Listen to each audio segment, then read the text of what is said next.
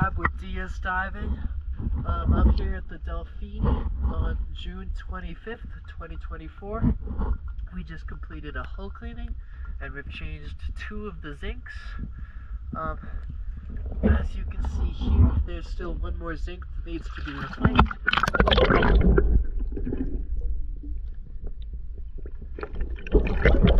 There's a healthy zinc right next to it for comparison. And we cleaned the props and the trim tabs as best as possible.